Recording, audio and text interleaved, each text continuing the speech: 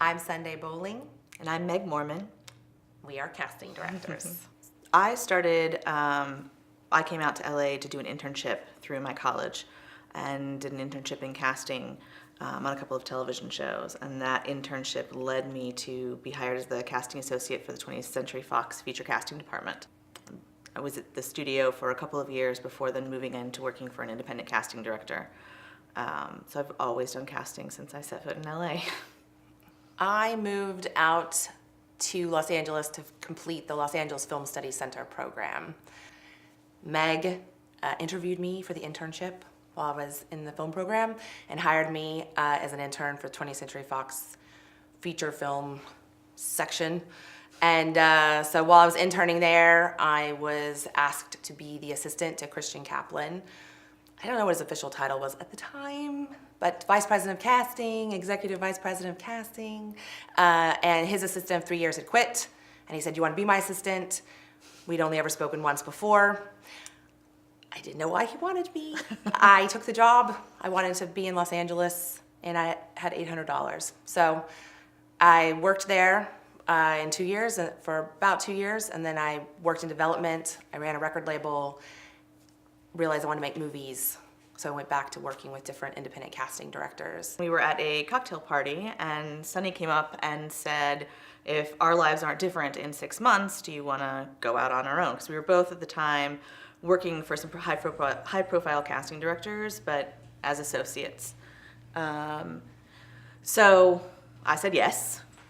And then we were very fortunate in that about 4 months later, we hadn't really told anybody we were doing it. We mentioned to a couple friends, but we hadn't put out the word. We were still both working for other people, and we got a call to meet on a job.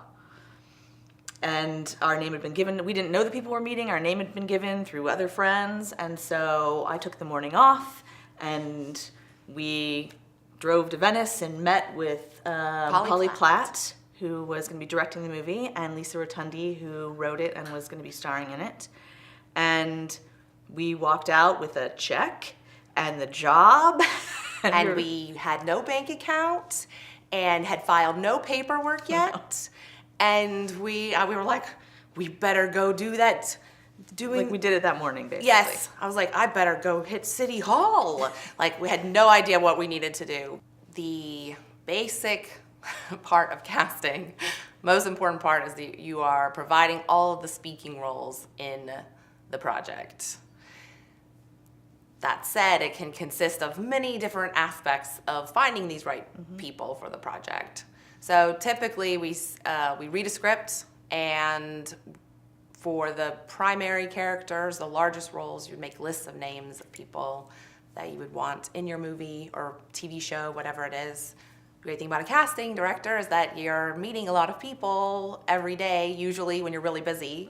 So it isn't like going, who else is out there? You're already starting with a database. My female inspiration, and who I love and am dying to meet, is Angela Lansbury. My female inspiration is Katharine Hepburn. Angela Lansbury is a British actress, although she moved to the United States when she was a teenager. I think she was 16 or 17. They were avoiding the World War II. So moved, her mom was an actress. I think it was a natural thing for her to study acting. And she was nominated for an Academy Award for Best Supporting Actress for her first film that she did once she'd moved to Los Angeles. And then she worked through the business. She's now 92. She's worked her entire life. She's been nominated for 3 Academy Awards. She's won a Grammy for Mrs. Potts and Beauty and the Beast. Who can't forget that? And she's been nominated for, I think, 18 or 19 Emmys and never won a single one. She was nominated every single year for Murder, She Wrote for a Primetime Emmy and never once won, which is so crazy.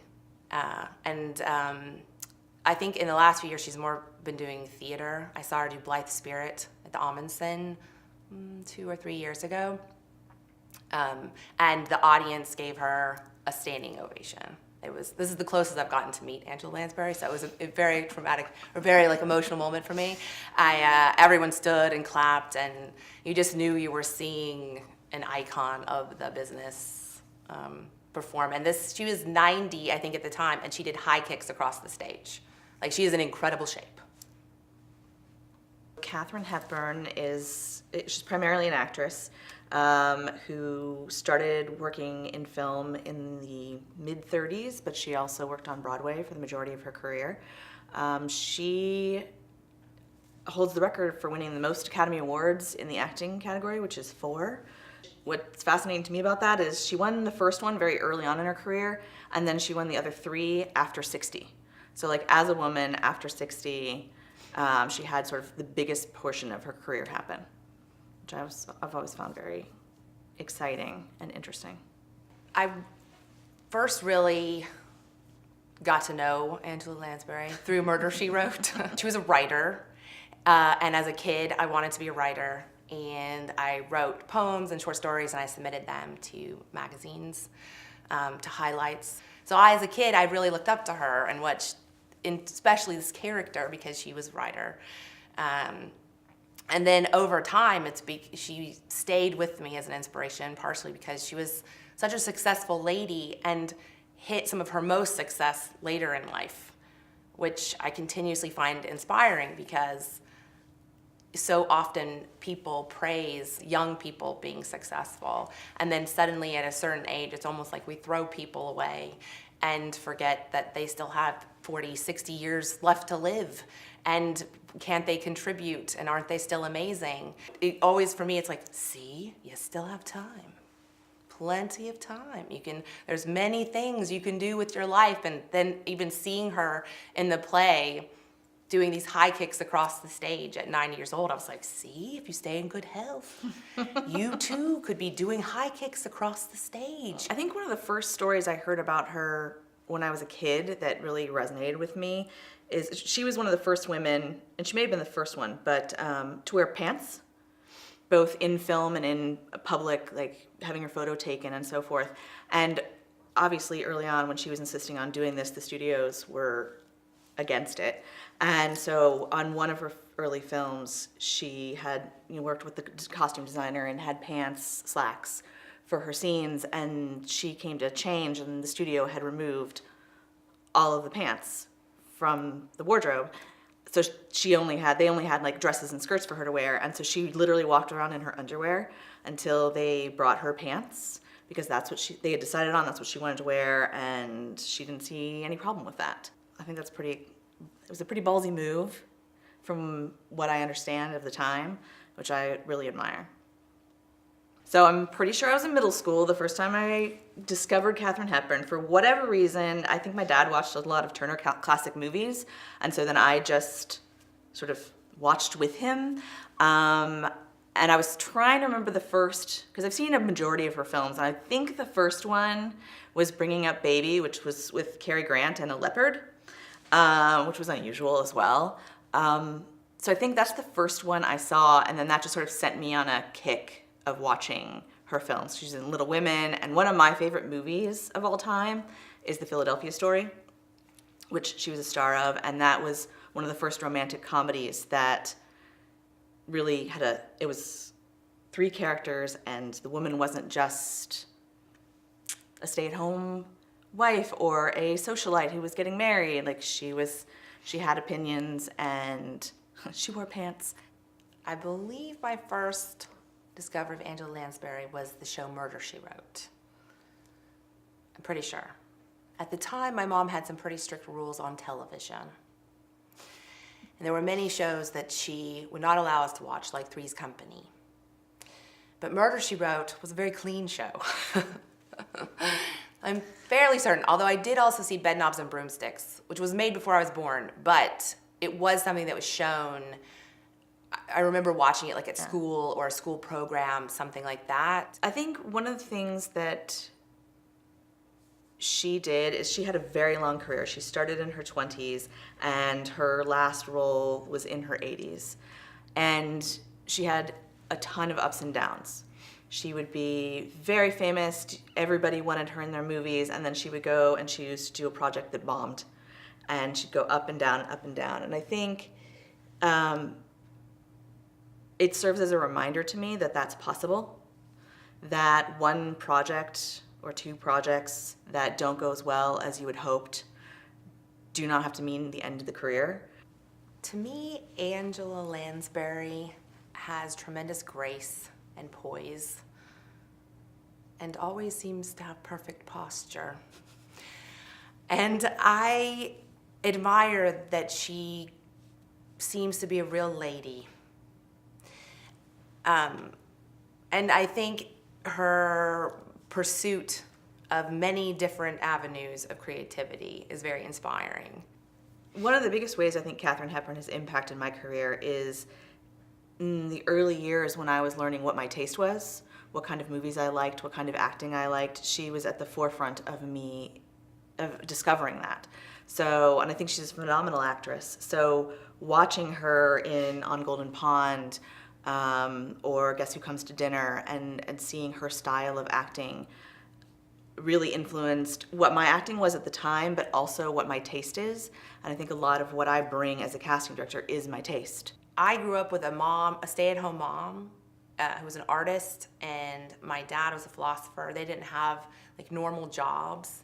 And so for me, it was seeing somebody who was successful, and she was, especially on that show in particular, she's a creative person who's very successful and making money, whereas we were a family that did not have a lot of money. It was very inspirational for me. I think I'm lucky to have an inspiration that is a woman, because I think women have faced different challenges than men have, especially in, I think women have faced different challenges than men have in the industry, in having a voice and having a power position. And seeing Katharine Hepburn have a long career and she remained in a power position, and she was someone who always spoke her mind. She often avoided the press because she just didn't feel like it was necessary to what she was doing for her life to also cater to press. But she was known for speaking her mind and letting the chips fall where they may. And I think that is, I'm lucky to have an example of a woman who did that, because I think women get more pushback when they aren't saying things in always the kindest, gentlest way possible. And I don't think the same standard holds for men. So to see a woman, even for decades, be able to speak her mind and have success and be respected, because many people, not just fans, but people within the industry, really respected her, wanted to work with her, directors wanted to work with her, because not only was she talented, but she was very direct as a person. And I think we don't see that as often as I would like in the business. I think it's just easier for men to be direct and be heard and be respected than it is for women in a lot of ways. Honestly, I think if Katharine Hepburn had the opportunity to give me a piece of advice and she actually knew me as a person, I think she would tell me to stop taking everything so seriously. Yeah, I just remember she and Angela Lansbury both rode bikes. Oh yes, she was a big bike rider. Yes. I could see her talking about finding that place where you're still pursuing what you want to be doing in your profession and creatively, but be careful of letting your personal life fall apart. You know, if I could give women looking to get into film and television any advice, I think it would be that there are not boxes. You're only limited by the limitations that you put on yourself. So if you want to be a multi-hyphenate writer, director, producer, mom, wife, whatever, it is possible to do all of those things. You might have to focus on one a little more than the other at another time, but there is no time that you can't expand and switch and change gears. There's always time to pursue a multitude of interests. You don't have to be pigeonholed into one thing. I encourage people to just be who they are and not try and differentiate in terms of your gender. And you just move forward with your own ideas and you chase after them. I think sometimes girls and women kind of wait for someone to invite them to be included in something. And in the entertainment business and creative pursuits, if you sit around waiting for that invitation, it's probably never coming. It's like you're waiting to meet your husband and he has to break into the house to find you because you're not venturing out and meeting people and making your art and putting your voice in the mix. And I think to me, I just focus on having my own voice and not worrying about that other aspect of like, oh, you're a female. I think it is important to understand, your femininity, but I also think you're an artist, and so pursue it to your heart's content.